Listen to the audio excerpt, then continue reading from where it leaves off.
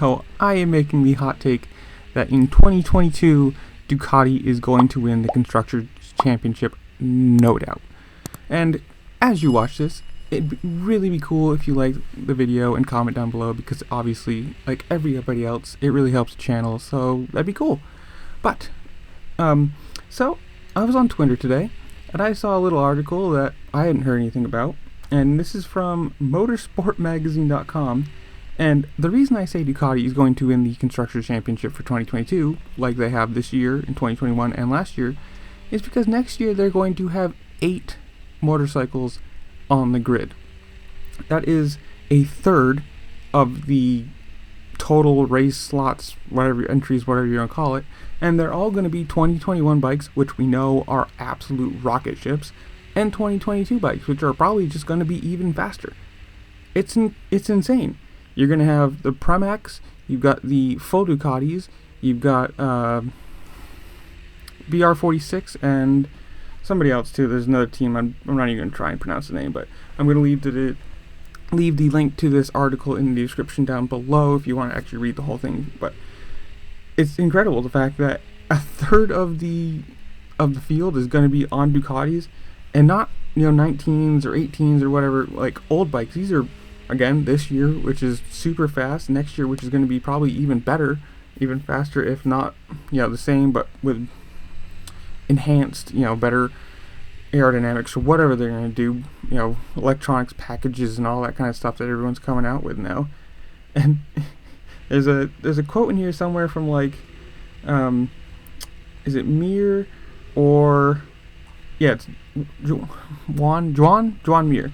Some quote, "Sometimes I wasted a whole race fighting with one Ducati, so imagine two or three." And he's right. If you watch these races, you get Suzuki, Yamaha, who carry really, really good corner speed, but so they'll pass on the brakes, they'll keep their corner speed, and then you just see the Ducati just go, that's cute, let me just twist my right hand and just fly by you on the straights. And it happens all throughout the race. You can see how hard the Yamahas, the Suzukis, and the Hondas to an extent, but they're a little bit, they have more power still. How hard they have to work throughout the whole lap, through the, corners and braking zones and everything like that, just to make up the gap that Ducati can just go, we can sacrifice 50% of the race. As long as we can stay ahead of you or right on your tail through the corners if you pass us, the moment we get to the long back straights or anything where it's just going to be horsepower, look at Red Bull Ring, that whole straight, everybody's just like, oh yeah, right hand twist, and the Ducatis are gone.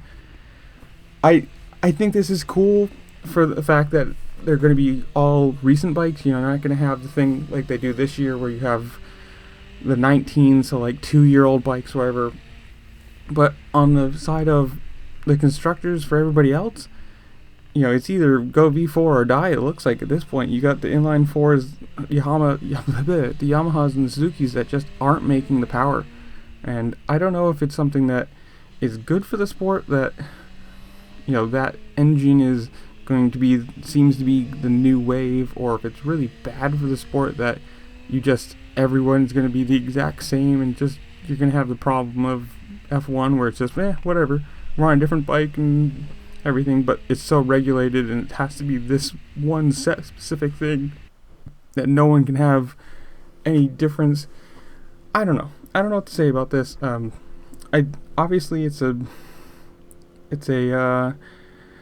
business thing too, because Dorna, the overhead group that leads MotoGP, however you want to call them, they give money towards manufacturers that give bikes to other teams. So like if you're obviously Ducati, where you have Premac and you've got BR46 and you've got the other team now, they give them millions of pounds for basically selling bikes to other people.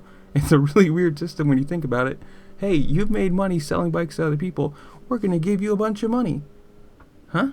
How does that make any sense? But if you want to read the whole article, it's actually a pretty good article, and it's pretty long too. I'll leave the link down in the description below, And yeah, like I said before, please like, share, subscribe, comment, do all the fun YouTube things, and I'll see y'all later. Peace.